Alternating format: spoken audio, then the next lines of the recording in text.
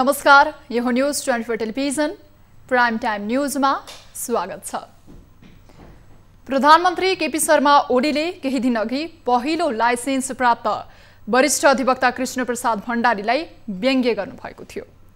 प्रतिनिधि सभा विघटन कानून सम्मत भएको दावी गर्दै आउनुभएका प्रधानमन्त्री ओलीले वृद्ध वरिष्ठ अधिवक्ता भण्डारीलाई कोही बाजे पनि मुद्दा लड्न आए भन्दै व्यङ्ग्य गर्नुभयो।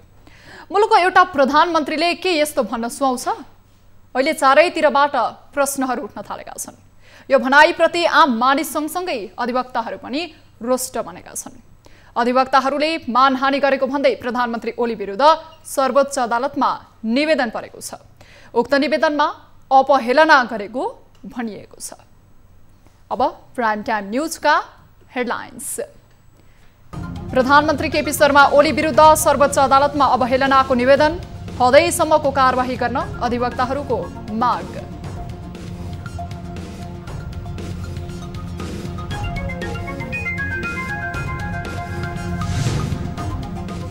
प्रतिनिधि सभा विघटन विरुद्धको रिटमा आइतबार पनि सुनवाई।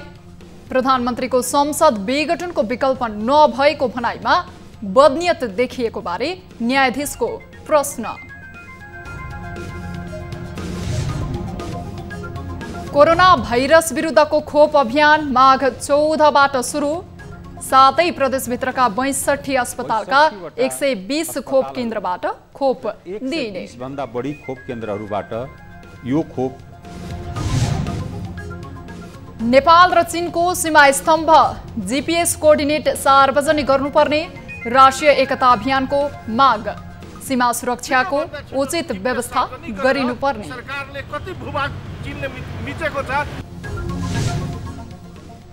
र बागमती प्रदेश प्रधानमन्त्री कप 1 दिवसीय पुरुष क्रिकेटको सेमिफाइनलमा प्रवेश। बागमतीसँग लुम्बिनी प्रदेश पराजित।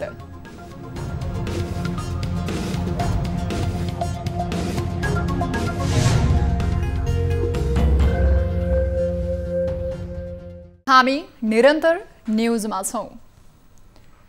प्रधानमन्त्री केपी शर्मा ओली विरुद्ध कानून व्यवसायीमाथि अभद्र व्यवहार गरेको भन्दै सर्वोच्च अदालतमा अवहेलनाको निवेदन परेको छ। ओली विरुद्ध कानून व्यवसायीमाथि जथाभावी बोलेको र अदालतमा विचाराधीन विषय प्रभावित पार्न खोजेको भन्दै कारबाहीको मागसहित आइतबार वरिष्ठ अधिवक्ता कुमार शर्माले निवेदन पेश गर्नुभएको हो। प्रधानमन्त्री ओलीले केही दिन अघि बाजे वकिल भनी वरिष्ठ अधिवक्ता कृष्ण प्रसाद भण्डारीमाथि व्यङ्ग्य गर्नुभएको थियो। यसअघि वरिष्ठ अधिवक्ता कृष्ण प्रसाद भण्डारीको मानमर्दन गरेको भन्दै नेपाल बार एसोसिएसनका 4 पूर्व अध्यक्षहरूले आपत्ति जनाएका छन्।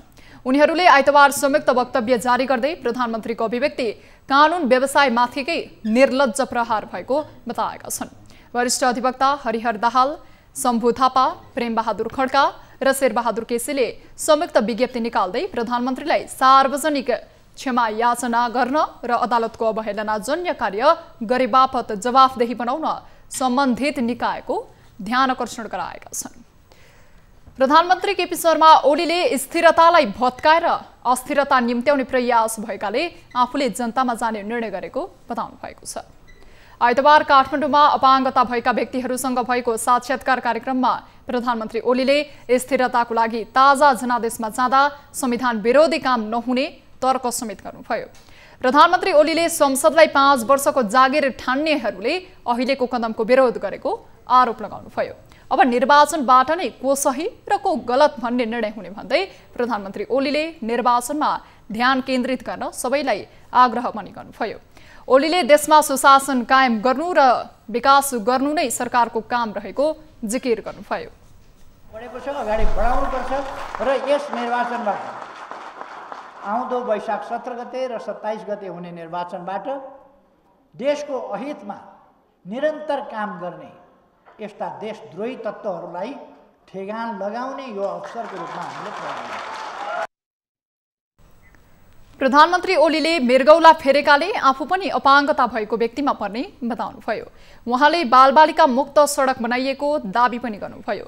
प्रधानमन्त्री ओलीले सरकारले सडक मानवमुक्त अभियान सफल पारेको र सडकमा अलपत्र परेका अपाङ्गता भएका व्यक्तिहरूलाई सरकारले खोजी खोजी खाना खुवाएको उल्लेख पनि गर्नुभयो। अपाङ्गता भएको समस्या समाधान गर्न आफू प्रतिबद्ध रहेको उहाँले बताउनुभयो। प्रतिनिधि सभा विघटन विरुद्ध परेका निट निवेदनहरूमा आइतबार पनि सर्वोच्च अदालतमा सुनवाई भएको छ। सुनवाईका क्रममा न्यायाधीश सपना प्रधान मल्लले प्रतिनिधि सभा विघटनका क्रममा प्रधानमन्त्री केपी शर्मा ओलीले कहाँनिर बदनियत राखेको भन्दै प्रश्न गर्नुभएको थियो। नेकपा संसदीय दलका प्रमुख सचेतक देवप्रसाद गुरुङ लगायतले प्रतिनिधि सभा विघटन गर्ने प्रधानमन्त्रीको कदम विरुद्ध सर्वोच्च अदालतमा दर्ता गराएको मुद्दामाथिको सुनवाई सुरु हुने क्रममा न्यायाधीश मल्लले उक्त प्रश्न गर्नुभएको थियो। संसदीय व्यवस्थामा टेकेर प्रधानमन्त्रीले संसद विघटन गरेको भन्ने कुरा न्यायाधीश प्रधानले उठाउनु भएको हो। पुस 5 गते प्रधानमन्त्री ओलीको सिफारिसमा राष्ट्रपति विद्यादेवी भण्डारीले प्रतिनिधि सभा विघटन गर्नुभएको थियो। उक्त विघटन विरुद्ध नेकपाका प्रमुख सचेतक देव गुरुङ, सांसदहरू कृष्णभक्त पोखरेल, शशि श्रेष्ठ, रामकुमारी झाँक्री लगायतले पनि रिट निवेदन हालेका थिए। अन्य 12 रिट निवेदन पनि प्रतिनिधि सभा विघटन विरुद्ध सर्वोच्च अदालतमा परेका छन्। पूर्व प्रमुख निर्वाचन आयुक्त अयोधी प्रसाद यादवले निर्वाचन आयोगले समयमा चुनाव गराउनका लागि दलभित्रको विवाद हल गर्नुपर्ने बताउनु भएको छ। आइतबार काठमाडौँमा आयोजित एक कार्यक्रममा उहाँले आयोगले नेकपा भित्रको विवाद समयमै टुङ्ग्याउनु पर्ने र यसले नै निर्वाचन हुने वा नहुने कुराको निर्क्यौल गर्ने बताउनुभयो। आयोगमा पूर्व नेकपा माओवादी केन्द्र र पूर्व नेकपा एमाले संयुक्त भएर एकीकरण भएको बखतमा आयोगमा विधान, न्यायावली, केन्द्रीय कार्य समिति लगायतका महत्त्वपूर्ण दस्तावेजहरू पेश भएको सुनाउँदै त्यसको आधारमा पनि आयोगले नेकपाको विवाद हल गर्नुपर्ने यादवको भनाइ छ। उहाँले नेपालमा सङ्कटको अवस्थामा पनि दलहरूले आपसमा सहकार्य र समझदारी गरेर आयोगलाई समयमै निर्वाचन सम्पन्न गर्नका लागि सघाएको इतिहास रहेको सुनाउनुभयो। वैशाख 17 र 27 को निर्वाचनको मिति घोषणा जुन गरिएको छ, मिति घोषणा गर्दैमा मात्रै हुँदैन, त्यसको लागि आंशिक तयारी निर्वाचन आयोगले गर्दै जाँदा पनि बाहिरी फ्याक्टर छ, एक्सटर्नल स्टेक होल्डरको प्राइम रूपमा भूमिका पोलिटिकल पार्टी हो। अब त्यसमा पनि मेजर पोलिटिकल पार्टीहरूको पनि जुन सरकारमै सहभागी भएको पोलिटिकल पार्टी भित्रको जुन विवाद देखिएको छ, त्यो विवादले गर्दाखेरि हामी अन्यलमा छौँ। राजनीतिक दलहरूको अनुकूल वातावरण भएन भने निर्वाचन गर्न गाह्रो रहेको उहाँले बताउनुभयो। नेपाल कम्युनिस्ट पार्टी नेकपा प्रचण्ड नेपाल पक्षका नेता एवं पूर्व मन्त्री वर्षमान पुनले केपी ओली अवैधानिक प्रधानमन्त्री रहेको बताउनु भएको छ। मन्त्री पुनले संविधानले प्रधानमन्त्री हुनका लागि प्रतिनिधि सभाको सदस्य हुनुपर्ने र अहिलेको अवस्थामा कानुनी रूपमा प्रतिनिधि सभा नरहेका कारणले उहाँ अवैधानिक प्रधानमन्त्री भएको बताउनुभयो। राजाका पक्षधरहरू नै आज फेरि उभिने अवस्था किन आयो? एक पटक ओलीजीले आफूतिर फर्केर हेर्नु भएको छ कि छैन, आफूलाई समीक्षा गर्नु भएको छ कि छैन भन्ने मूल प्रश्न हो। आज यो अवस्था आएको छ र आज किन यो कदम किन नेकपाले मात्रै विरोध गरिरहेको छ?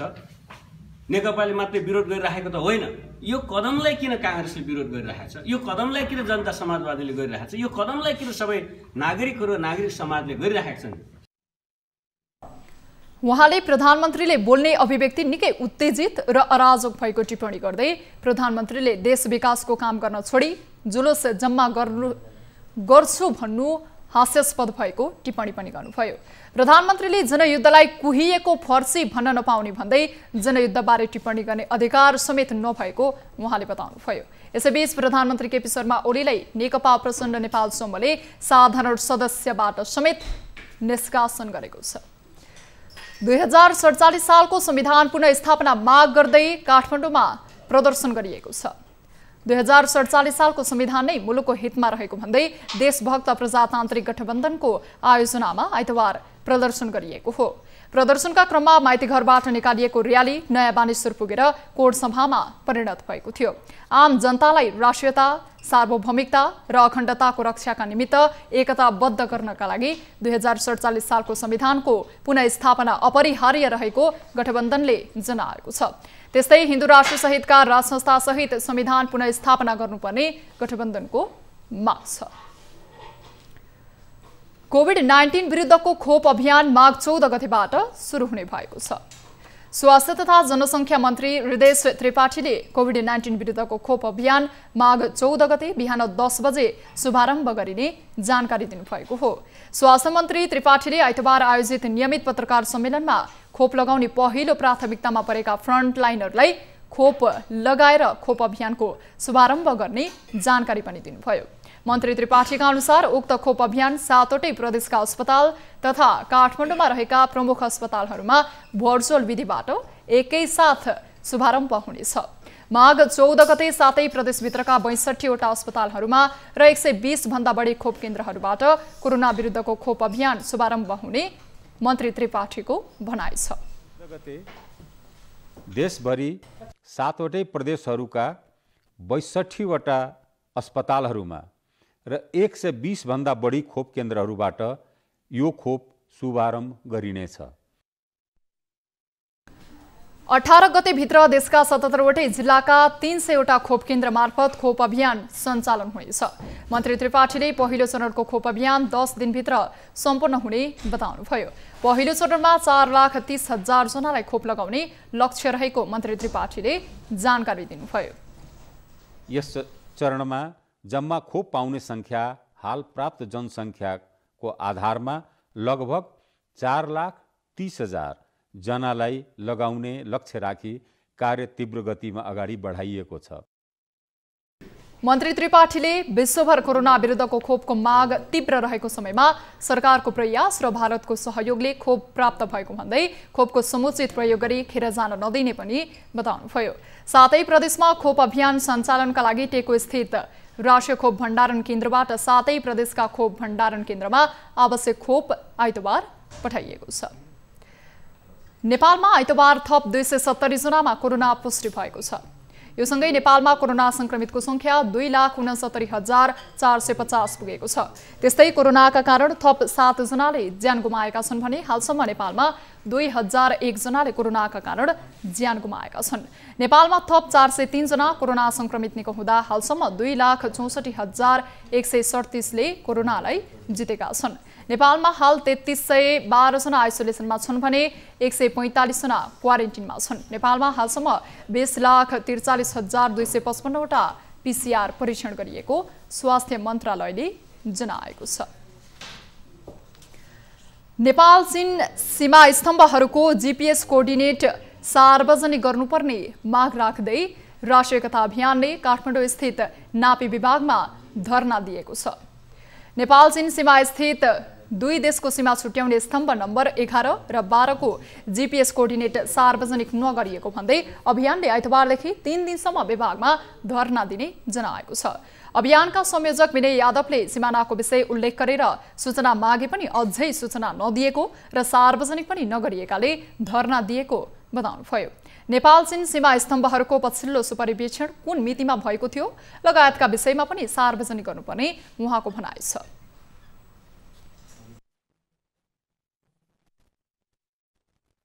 सरकारले कहीँ न कहीँ झुटो बोलिरहेको छ र चीनले जुन हाम्रो भूभाग अतिक्रमण गरेको छ त्यसलाई छुपाइरहेको छ, लुकाइरहेको छ र चीनको साथ दिइरहेको छ।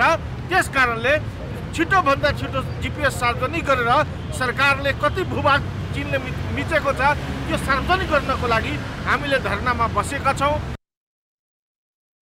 सीमा स्तम्भहरूको सुपरिवेक्षण अनुसार कुन कुन सीमा स्तम्भ भेटिएको भन्ने जानकारी पनि सार्वजनिक गर्नुपर्ने अभियानको भनाइ छ। अभियानले सीमामा सुरक्षाको उचित व्यवस्था गर्न पनि माग गरेको छ। नेपाल राष्ट्रिय एकद्वार प्रणाली कार्यान्वयन गर्न भन्सार विभाग र कृषि तथा पशुपन्छी विकास मन्त्रालय मातहतको 2 विभाग र 1 कार्यालयबीच समझदारी भएको छ। आइतबार कृषि तथा पशुपन्छी विकास मन्त्रालयमा आयोजित एक कार्यक्रममा भन्सार विभाग र खाद्य प्रविधि तथा गुण नियन्त्रण विभाग, पशु सेवा विभाग र प्लान्ट क्वारेन्टाइन तथा विषादी व्यवस्थापन केन्द्रबीच नेपाल राष्ट्रिय एकद्वार प्रणाली कार्यान्वयन गर्ने समझदारी पत्रमा हस्ताक्षर भएको हो। राष्ट्रिय एकद्वार प्रणाली कार्यान्वयन आयोजनाका तर्फबाट भन्सार विभागका महानिर्देशक सुमन दाहाल र खाद्य प्रविधि तथा गुण नियन्त्रण विभागका महानिर्देशक उपेन्द्र राय, पशु सेवा विभागका निमित्त महानिर्देशक डाक्टर दमयन्ती श्रेष्ठ र प्लान्ट क्वारेन्टाइन तथा विषादी व्यवस्थापन केन्द्रका प्रमुख डाक्टर सहदेव हुमागाईले समझदारी पत्रमा हस्ताक्षर गर्नुभएको थियो। कार्यक्रममा कृषि तथा पशुपन्छी विकास मन्त्री पद्मा कुमारी अर्यालले एकद्वार प्रणालीका लागि गर्ने कार्य अन्तर्राष्ट्रिय व्यापार सम्बन्धमा समान धरातल निर्माणतर्फको एउटा खुड्किलो भएको बताउनुभयो।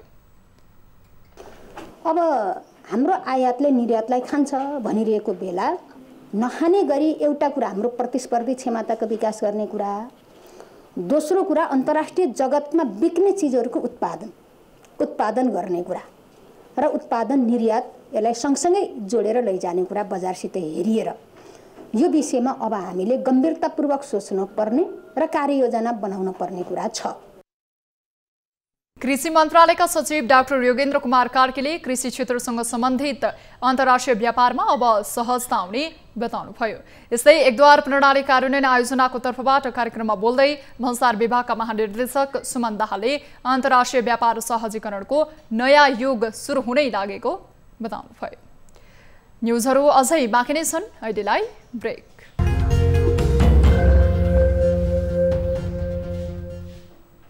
हामी निरन्तर न्युजमा छौं। रौतहटको उत्तरी भेगमा रहेको चन्द्रपुर नगरपालिका 3 मा कालापानी सामुदायिक वन क्षेत्रभित्र अवस्थित कालापानी पार्क फोहोरको झाडीमा परिणत भएको छ। करिब 6 वर्ष अघिदेखि निर्माण गर्न सुरु गरिएको सो पार्कमा आजसम्म राज्यका विभिन्न निकायको करोडौं लगानी भइसकेको छ, तर पार्कको अवस्था भने नाजुक देखिन्छ। नाममा पार्क भनिए पनि सो स्थान पुरै फोहोरको झाडीले भरिएको छ। एक रिपोर्ट। करिब 6 वर्ष अघिदेखि निर्माण गर्न सुरु गरिएको यस पार्क घुम्न भनेर आएकाहरू पार्कको दुर्दशा देखेर निराश भएर फर्कने गरेका छन्। निर्माण सुरु भएदेखि हालसम्म सो पार्क व्यवस्थापन गर्न भनेर कति बजेट आयो र कहाँ खर्च भयो भनेर कुनै लेखाजोखा छैन। पार्क निर्माण तथा व्यवस्थापनमा राज्यका विभिन्न निकायको करोडौं लगानी भइरहेको र सो पार्कको नाममा भएको बजेटको दुरुपयोगबारे स्थानीयले चिन्ता व्यक्त गरेका छन्। त्यो लाखौं बजेट चाहिँ वास्तवमै सदुपयोग भइरहेको छैन। यहाँ जताततै यस्ता फोहोरहरू छन्, केही पनि व्यवस्थित छैन। ती लाखौंको बजेट सही तरिकाले सदुपयोग हुने हो भने पक्कै पनि यो चन्द्रपुर नगरपालिकाको यो नगरपालिकाभित्र नै सबैभन्दा उपयुक्त र एउटा राम्रो खालको पर्यटन क्षेत्र भित्रिने खालको पार्क बनाउन सक्छ। चुरे पहाड नजिक चाँदी नदीको छेउमा शान्त स्थानमा रहेको सो पार्कलाई सही ढङ्गबाट व्यवस्थापन गर्ने हो भने ठूलो संख्यामा पर्यटक भित्राउन सकिने सम्भावना रहेको छ। तर सो पार्कमा हालको अवस्था देख्दा कोही पनि पर्यटक आउने गरेका छैनन् र झुकिएर आएका पनि निराश भएर फर्कने गरेका छन्। पार्कमा निर्माण गरिएका संरचनाहरू भाँचिएका र भत्किएका छन्। बालबालिकाको लागि खेल्न भनेर बनाइएका पिङ, सिप्लेटी लगायतका संरचनाहरू बिग्रिएको वर्षौं भइसक्दा पनि त्यसको मर्मत हुन सकेको छैन। वनको अधीनमा रहेको त्यो चाहिँ जग्गा जमिन भएको कारणले गर्दा त्यसको संरक्षण चाहिँ कसले गर्ने, कुन निकायले गर्ने भनेर अन्यल भएको कारणले गर्दा त्यत्रो करोडौंको लगानी भएको हाम्रो चाहिँ त्यो पर्यटकीय क्षेत्रमा अहिले संरक्षणको बहुत अभाव भएको कारणले गर्दाखेरि त्यो हकको संरचनाहरू पनि जीर्ण भएको अवस्था छ। पर्यटकहरूको लागि पार्कका विभिन्न स्थानमा बस्न बनाइएका संरचनाहरूलाई बनमाराको झाडीले छोपिदिएका छन्। पार्कमा बनेका विभिन्न भौतिक संरचनाहरू पनि संरक्षण नहुँदा बिस्तारै जीर्ण बन्दै गइरहेका छन्। पछिल्लो समय सो पार्कको निर्माण तथा संरचनाको जिम्मा कालापानी सामुदायिक वनले गर्दै आए पनि नगरपालिकाले औपचारिक रूपमा वनलाई हस्तान्तरण गरिसकेको छैन। यसअघि जसले जसरी सञ्चालन गरेको भए पनि सामुदायिक वनले भने डिपिआर अनुसार लगानी गर्ने र यसलाई व्यवस्थित ढङ्गले सञ्चालन गर्ने तयारी गरिरहेको सो सामुदायिक वनका पदाधिकारीले बताएका छन्। पूर्व साथीहरूले के गर्नुभयो त्यो कुरो त मलाई थाहा भएन, कसरी गर्नुभयो, के थियो प्लानिङ हैन। अहिले चाहिँ नगरले डिपिआर गरिदिएको छ, हाम्रो समुदायलाई हस्तान्तरण गर्ने अब 2-4 दिनमा गर्दैछ। डिपिआरमा जे तयारी हुन्छ त्यही आधारमा चाहिँ यो संरचनाहरूलाई राम्रो बनाएर अब यो पर्यटकीय स्थल नमुनाको रूपमा बनाउन सोच बनाएको छ सामुदायिक वनले चाहिँ। करिब 5 हेक्टर क्षेत्रफलमा फैलिएको सो पार्कमा पछिल्लो 3 आर्थिक वर्षमा चन्द्रपुर नगरपालिकाले मात्र करिब 50 लाख लगानी गरेको छ। अहिले हामीले पछिल्लो 25 लाख गरी जम्मा बजेट त्यति हालेका छौँ र यस्तो एउटा डिपिआर प्लान्टेसन गरेर त्यसको चाहिँ पर्यटकीय क्षेत्रको सम्भावना भएर त्यहाँ एउटा कालापानी पार्कको डिपिआर र त्यो सँगसँगै जोडेर अलिक माथि त्यो डाँडाको टपमा 2 टावर 2टा डिपिआर तयार गरिसकेका छौँ। ठूलो संख्यामा आन्तरिक तथा बाह्य पर्यटक भित्राउने लक्ष्यसहित निर्माण गरेको सो पार्क अहिले सुनसान छ। पर्यटनको विकासको नाममा राज्यको लगानी बालुवामा पानी सरह भएको छ। पार्कलाई यथाशक्य चाँडो संरक्षण, प्रवर्धन र व्यवस्थापन गरेर जिल्लाकै उत्कृष्ट पर्यटकीय गन्तव्य बनाउनु पर्ने स्थानीयको चाहना छ। रौतहटबाट टिभी जर्नलिस्ट बाल विक्रम कार्कीको रिपोर्ट।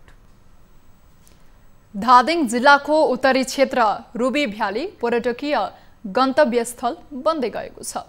विशेष गरी धादिङको उत्तरी क्षेत्रमा पर्ने रुबी भ्याली रुबीको खानी भनेर चिनिने भएका कारणले यस गाउँपालिकाको नाम समेत रुबी भ्याली राखिएको हो।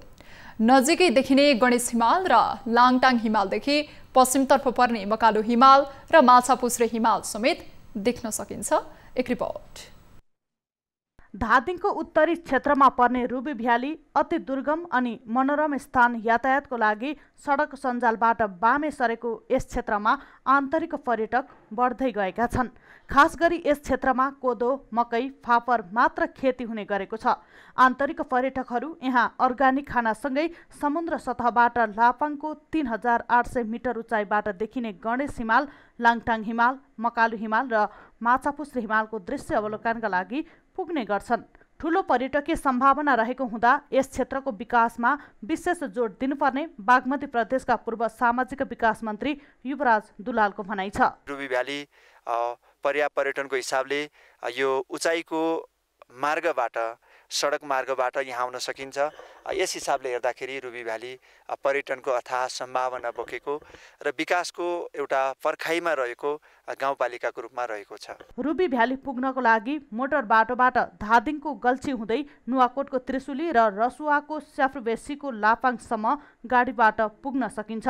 सोमदाङबाट करिब 1 घण्टाको मोटर बाटोबाट लापाङ पुगिने भएको कारणले पनि आन्तरिक पर्यटकको सम्भावना रहेको प्रदेश सांसद जगत सिमखडाले बताउनुभयो। सिधै गाडी चढेर चाहिँ हिमालमा आउन सक्ने यो मात्रै एउटा गन्तव्य हो। त्यसकारणले आन्तरिक पर्यटन प्रवर्धन गर्नको निम्ति हैन, यहाँ चाहिँ के हो, वर्षमा लाखौं पर्यटन ल्याउन सक्ने हैन, राज्यको एउटा चाहिँ भनौँ न आर्थिकको हिसाबले ठुलो एउटा टेवा दिन सक्ने ठाउँ हो।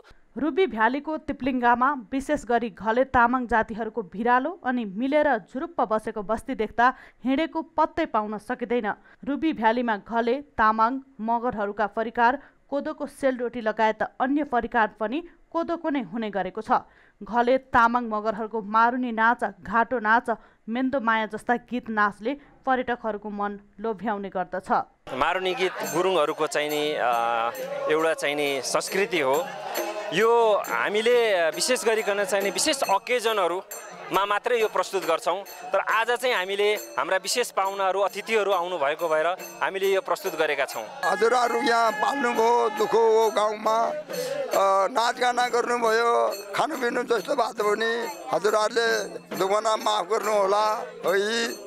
अब हामीहरू यो खानापिनु भन्ने कुरा केही छैन यो देशमा, तर हामीहरू हजुरहरू यहाँ उपस्थित हुँदामा हामीहरूलाई धेरै खुसी लाग्यो। रुबी भ्यालीमा तामाङ, मगर, गुरुङ, घले लगायतका जातिहरूले आफ्नो संस्कृति परम्परा त जोगाएको छन् नै, अझ राज्यले सडक सञ्जाल र ट्रेकिङ रुटको विकास गरिदिने हो भने राज्यका लागि नै रुबी भ्यालीले दिन सक्ने धेरै छ। धादिङबाट टिभी जर्नलिस्ट बासु श्रेष्ठको रिपोर्ट। अब बिजनेस न्यूज। सरकारको चालु आर्थिक वर्षमा पनि विकासे मन्त्रालयहरूको खर्च तथा प्रगति निराशाजनक रहेको छ। आइतबार अर्थ मन्त्रालयमा आयोजित बजेटको अर्धवार्षिक समीक्षामा चालु आर्थिक वर्षमा पनि विकासे मन्त्रालयको खर्च निराशाजनक रहेको विवरण सार्वजनिक भएको हो। अर्थमन्त्री विष्णु पौडेलले विकास खर्च गर्न जिम्मा लिएका मन्त्रालयको क्रियाशीलताको भएको कमीले खर्च हुन नसकेको बताए। अर्थ मन्त्रालयले आर्थिक वर्ष 2077-78 को बजेटको अर्धवार्षिक समीक्षा गरेको छ। अर्थ मन्त्रालयका अनुसार 2077 पुससम्म पुँजीगत खर्च 50 अर्ब 82 करोड रुपैयाँ भएको छ, जुन खर्च 14.40% मात्र हो। त्यसै गरी चालु खर्च 3 खर्ब 42 अर्ब 36 करोड रुपैयाँ भएको छ, यो खर्च 36.08% मात्र हो। त्यसै गरी वित्तीय व्यवस्था 22 अर्ब 57 करोड रुपैयाँ अर्थात् 13.60% रहेको छ। अर्थमन्त्री विष्णुप्रसाद पौडेलले कोभिडको महामारी कारण स्वास्थ्य सुरक्षाका मापदण्ड अपनाएर विकासका कामका साथै पुँजीगत खर्च बढाउन अर्थ मन्त्रालयले सहजीकरण र छलफल गरेको भन्दै नीतिगत निर्णय र निर्देशनको अभावमा मात्र पुँजीगत खर्च कम नभई सम्बन्धित निकायको क्रियाशीलतामा कमी रहेको बताए। समीक्षा कार्यक्रममा राष्ट्रिय योजना आयोगका उपाध्यक्ष डाक्टर पुष्पराज कडेलले बजेट कार्यान्वयनका मापदण्डहरूलाई कडाइका साथ कार्यान्वयन गर्न जरुरी भएको बताए। व्यापार सहजीकरणका लागि भन्सार नाकाहरूलाई आधुनिक र पूर्वाधार सम्पन्न बनाउन निजी क्षेत्रका उद्यमी व्यवसायीहरूले जोड दिएका छन्। आइतबार नेपाल उद्योग वाणिज्य महासंघद्वारा अन्तर्राष्ट्रिय भन्सार दिवसको अवसरमा आयोजित कार्यक्रममा उद्यमी व्यवसायीहरूले भन्सार नाकाहरूलाई व्यवस्थित गर्न सुझाव दिएका हुन्। उद्यमी व्यवसायीहरूले विराटनगर र भैरहवा लगायतका नाका भएर आएकाले रेलमा आधारित आइसिडीको विस्तारमा ध्यान दिनु जरुरी भएको धारणा राखेका छन्। सुक्खा बन्दरगाह वीरगञ्जमा मात्र भएकाले विराटनगर भैरहवा लगायतका नाकामा पनि आइसिडीको विस्तारमा ध्यान दिनुपर्ने व्यवसायीको माग रहेको छ। अर्थ मन्त्रालय, भन्सार विभाग र भन्सार कार्यालयका विभिन्न निकायका पदाधिकारीहरूको सहभागी छलफलमा उद्यमी व्यवसायीहरूले नेपाल भारत सीमामा बन्दै गरेका आइसिपीहरूको निर्माण तत्काल पूरा गर्नुपर्ने, नेपाल भारत बीचको खुल्ला सीमाका कारण हुने अनाधिकृत व्यापारलाई रोक्नेतर्फ ध्यान जानुपर्नेमा जोड दिँदै भन्सार प्रशासनको ध्यान आकर्षण गराएका छन्। महासंघका अध्यक्ष शेखर गोल्छाले भन्सारमा मुख्य विषय भन्सार मूल्याङ्कन र वर्गीकरणको दुवै यथार्थपरक हुनुपर्नेमा जोड दिए। भन्सारबाट छुटेको सामान राजस्व अनुसन्धान विभागले बाटोमा रोक्ने गरेका घटनाप्रति अध्यक्ष गोल्छाले एउटा विभागले अर्कोलाई विश्वास नगर्ने वातावरण रहेको बताए। अर्थ मन्त्रालयका राजस्व सचिव रामशरण पुडासैनीले कर राजस्व सुधारमा पनि निजी क्षेत्रको सहयोग आवश्यक भएको बताएका छन्।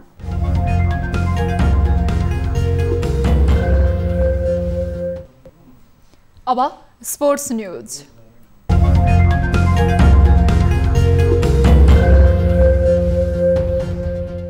राजधानीमा जारी राष्ट्रिय महिला लीग फुटबलमा विभागीय टिम त्रिभुवन आर्मी क्लबले पहिलो जित निकालेको छ। सातोबाटो स्थित एन्फा कम्प्लेक्समा आइतबार भएको खेलमा वालिङ नगरपालिकालाई 7-0 गोल अन्तरले पराजित गर्दै आर्मीले पहिलो जित निकालेको हो।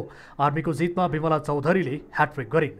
यस्तै दिपा राई, शर्मिला थापा, भुजुङ्गा राई र हेमा चौधरीले एक-एक गोल गरिन्। जितसँगै आर्मीले 2 खेलमा 4 अङ्क जोडेको छ। पहिलो खेलमा आर्मी नेपाल पुलिस क्लबसँग गोलरहित बराबरीमा रोकिएको थियो। वालिङको भने यो पहिलो हार हो। वालिङले 2 खेलमा 1 अङ्क जोडेको छ। त्यस्तै अर्को खेलमा विभागीय टिम एफएफ लगातार दोस्रो जित निकाल्न सफल भएको छ। विराटनगर महानगरपालिकालाई 7-0 गोलको फराकिलो अन्तरले पराजित गर्दै एफएफले लगातार दोस्रो जित निकालेको हो। एफएफको जितमा सावित्रा भण्डारीले ह्याट्रिक सहित 4 गोल गरिन्। यस्तै अनिता केसीले 2 गोल गर्दा सरू लिम्बुले 1 गोल गरिन्। दोस्रो जितसँगै एफएफ लिगको शीर्ष स्थानमा उक्लिएको छ। एफएफले 2 खेलमा 6 अङ्क जोडेको छ। बागमती प्रदेश प्रधानमन्त्री कप 1 दिवसीय पुरुष क्रिकेट प्रतियोगिताको सेमिफाइनलमा प्रवेश गरेको छ। मुलबारी क्रिकेट मैदानमा आइतबार लुम्बिनी प्रदेशसँग रोमाञ्चक बराबरी खेलेको बागमती सेमिफाइनल पुगेको हो। बागमतीले दिएको 221 रनको लक्ष्य सहित जवाफी ब्याटिङ गरेको लुम्बिनी 48 ओभरमा अल आउट हुँदै 220 रनमा समेटिएपछि खेल बराबरीमा टुङ्गिएको थियो। लुम्बिनीका लागि कप्तान कृष्ण कार्की र प्रकाश केसीले सर्वाधिक 41 रन बनाए। त्यस्तै सौरभ खनालले 34 रन जोड्दा देव खनालले 26 रन बनाए। लुम्बिनीसँगको खेल बराबरीमा सकिएसँगै समूह बी को एफएफले 4 खेलमा 7 अङ्क जोड्यो। त्यस्तै अर्को खेलमा सुदूरपश्चिमले समूह चरणको अन्तिम खेलमा प्रदेश 2 लाई 3 विकेटले पराजित गर्दै सान्तोना जित हात पारेको छ। प्रदेश 2 ले दिएको 196 रनको लक्ष्य सुदूरपश्चिमले 33 ओभरमा 7 विकेट गुमाएर पूरा गर्यो। सुदूरपश्चिमको जितमा सञ्जु धिमालले 57 रनको अर्धशतकीय पारी खेले। त्यस्तै कप्तान खडक बोहराले 43 रन जोड्दा गजेन्द्र बोहराले 39 रनको योगदान गरे। जितसँगै समूह बी को सुदूरपश्चिमले 4 खेलमा 2 अङ्क जोड्यो। तर सुदूरपश्चिम प्रतियोगिताबाट यस अघि नै बाहिरिसकेको छ। यता हारसँगै प्रदेश 2 पनि प्रतियोगिताबाट बाहिरिएको छ।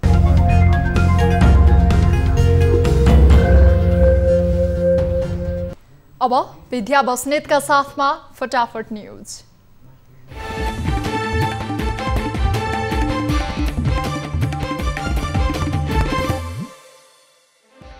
प्रतिनिधि सभा विघटनलाई असंवैधानिक भन्नेहरू देश विरोधी भएको प्रधानमन्त्री केपी शर्मा ओलीको भनाई। जनतालाई निर्णय गर्न दिने कुरा तानाशाही नभएको प्रश्नोक्ति। नेपालमा कोरोना भाइरस विरुद्धको खोप अभियान माघ 14 गतेदेखि सुरु। प्रधानमन्त्री केपी शर्मा ओलीद्वारा खोप अभियान शुभारम्भ गरिने। संसद विघटन सम्बन्धी सूचना छापिएको राजपत्रको आधिकारिकतामाथि इजलासमा उठ्यो प्रश्न। सत्य तथ्य जाँच गर्न कानुन व्यवसायीको माग। पछिल्लो 24 घण्टामा 4413 जनाको पीसीआर परीक्षण गर्दा मुलुकमा 270 जना संक्रमित थपिए। 7 जनाको मृत्यु, 403 जना डिस्चार्ज। पूर्व लडाकु भित्र्याउने प्रधानमन्त्री केपी शर्मा ओलीको योजना असफल। पूर्व लडाकुले प्रधानमन्त्रीलाई साथ दिन गरे आनाकानी। अन्नपूर्ण सुगर मिलका सञ्चालक राकेश अग्रवाल सम्पर्कविहीन। सो मिलले उप उत्पादक किसानको 17 करोड तिर्न बाँकी। सेवा शुल्क बढाउनु पर्ने लगायतका 17 बुँदे माग गर्दै मेन पावर व्यवसायी आन्दोलित। माग सम्बोधन नभए विभागमा तालाबन्दी गर्ने चेतावनी। 5 वर्षमा सक्नुपर्ने माथिल्लो तामाकोशी परियोजना 11 वर्षसम्म पनि अधुरै। लागत 35 अर्बबाट बढेर 76 अर्ब पुग्यो। 3.25 करोड ठगीको मुद्दामा ओलम्पिया ओल्ड स्कुलका सञ्चालक पक्राउ। सञ्चालकद्वय शिरीष खड्का र सुरेन्द्र महर्जन प्रहरी नियन्त्रणमा। संघीय मामिला तथा सामान्य प्रशासन मन्त्रालयद्वारा कर्मचारी समायोजन संशोधनको बाटो खुल्यो। समायोजन मिलान गर्न चाहने कर्मचारीले अनलाइनबाट निवेदन दिन सक्ने। खोटाङमा भिरबाट लडेर ओडा सदस्यको मृत्यु हुनेमा साकेला गाउँपालिका 2 रतनचा मबुका रत्नप्रसाद फुयाल।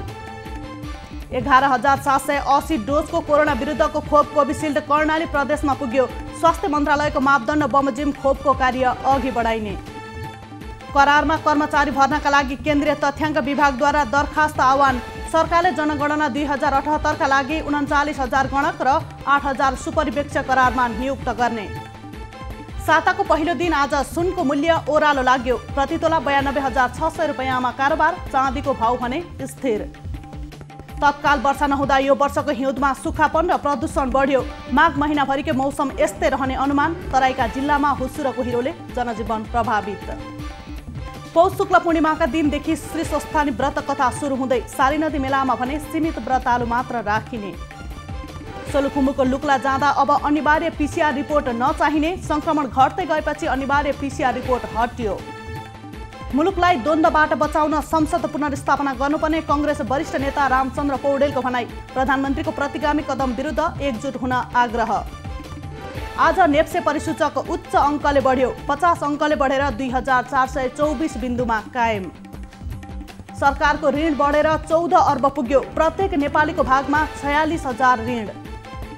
नाइजेरियाको उत्तर पश्चिम स्थित कुदुना राज्यमा बन्दुकधारीको आक्रमण। 6 जना सर्वसाधारणको मृत्यु, 8 घाइते। भारतमा 24 घण्टाको अवधिमा 14,849 जना नयाँ कोरोना संक्रमित थपिए। कुल संक्रमितको संख्या 1,06,54,000 नाघ्यो। विपक्षी नेता नाभाल्नीको रिहाईको माग गर्दै रुसका 100 भन्दा बढी शहरमा प्रदर्शन। 3,000 भन्दा बढी समर्थक प्रहरी नियन्त्रणमा। र चीनको पूर्वी प्रान्तको एक सुनखानीमा 100 मिटर भित्र फसेका 11 जनाको सकुशल उद्धार। 11 जना अझै बेपत्ता।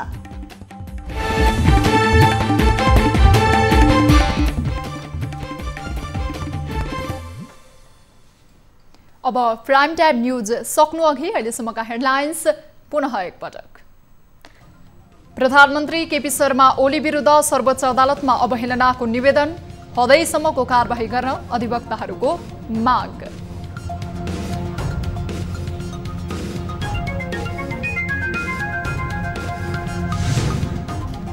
प्रतिनिधि सभा विघटन विरुद्धको रिटमा आइतबार पनि सुनवाई।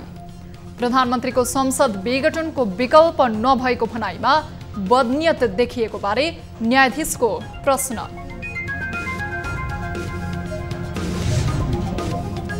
कोरोना भाइरस विरुद्धको खोप अभियान माघ 14बाट सुरु।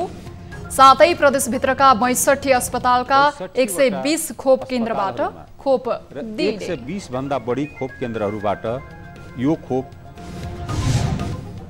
नेपाल र चीनको सीमा स्तम्भ जीपीएस कोअर्डिनेट सार्वजनिक गर्नुपर्ने राष्ट्रिय एकता अभियानको माग। सीमा सुरक्षाको उचित व्यवस्था गरिनुपर्ने। जीपीएस सार्वजनिक गरेर सरकारले कति भूभाग चीनले मिचेको छ। र बागमती प्रदेश प्रधानमन्त्री कप 1 दिवसीय पुरुष क्रिकेटको सेमिफाइनलमा प्रवेश। बागमतीसँग लुम्बिनी प्रदेश पराजित।